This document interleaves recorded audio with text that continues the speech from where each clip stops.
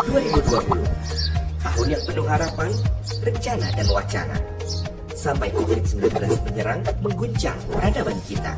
Coronavirus Disease 2019 yang pertama kali terdeteksi di Tiongkok telah menyebar secara global dan menginfeksi lebih dari 20 juta populasi dunia. Lebih dari 200.000 jiwa diantaranya ditemukan di Indonesia. Tidak hanya pada aspek kesehatan, pandemi ini memukul seluruh aspek kehidupan, termasuk ekonomi dan sosial.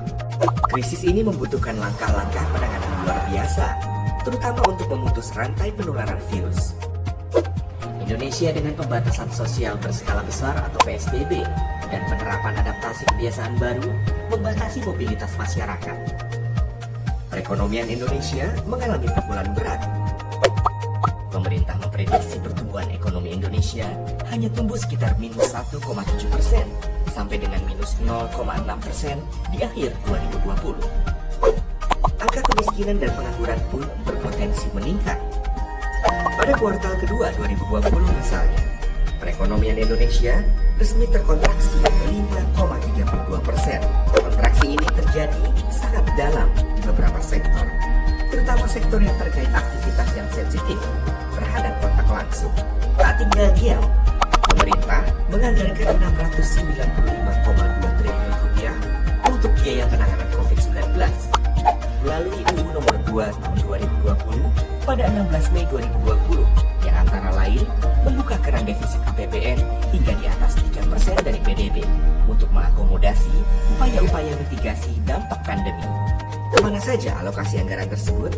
87,55 triliun rupiah untuk kesehatan yang terdiri dari belanja untuk penanganan COVID-19, insentif tenaga medis, santunan kematian, bantuan iuran JKN, gugus tugas COVID-19, insentif perpajakan di bidang kesehatan, serta 607,65 triliun rupiah untuk pemulihan ekonomi nasional atau PEN. Apa sih PEN? PEN adalah belanja dan investasi pemerintah untuk pemulihan ekonomi. Tujuannya agar daya beli masyarakat meningkat dan dunia usaha tidak tutup. Pemerintah menganggarkan 203,9 triliun untuk perlindungan sosial masyarakat. Bantuan ini tidak hanya untuk masyarakat miskin, tetapi juga masyarakat dengan pendapatan menengah dalam bentuk bantuan tunai bersyarat dalam program Keluarga Harapan, bantuan sembako, bantuan sosial untuk wilayah Jabodetabek, bantuan sosial untuk wilayah non-Jabodetabek, program prakerja, subsidi biaya listrik, bantuan logistik sembako, serta bantuan langsung tunai dana desa.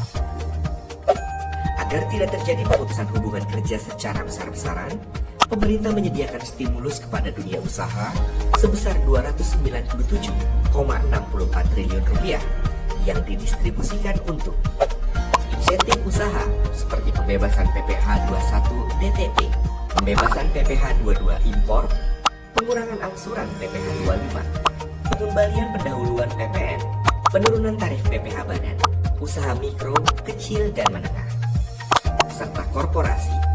Apa saja bentuk bantuan dunia usaha ini? Banyak.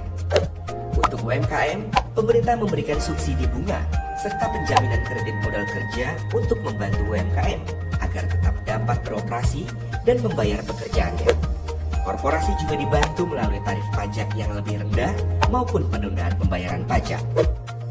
Untuk mendukung investasi, pemerintah juga melakukan penempatan dana di bank secara selektif agar memiliki kepercayaan diri dalam menyalurkan kredit.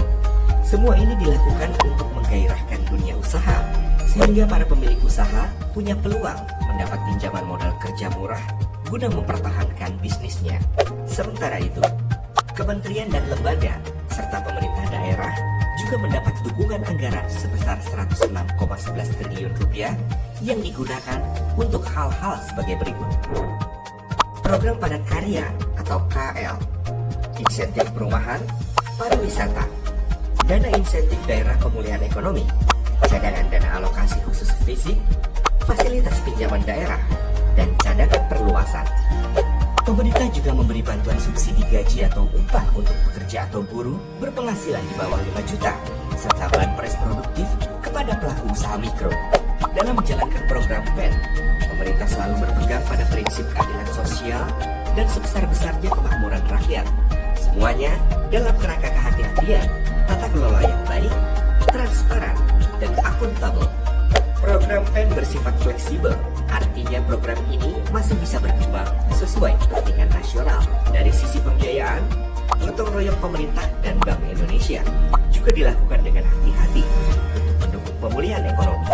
PEN yang telah digulirkan sejak April 2020 ini dipantau secara intensif di Kemenkeu sebagai garda terdepan APBN dan Komite Penanganan COVID-19 secara nasional dan berada tentunya di bawah pengawasan BPK.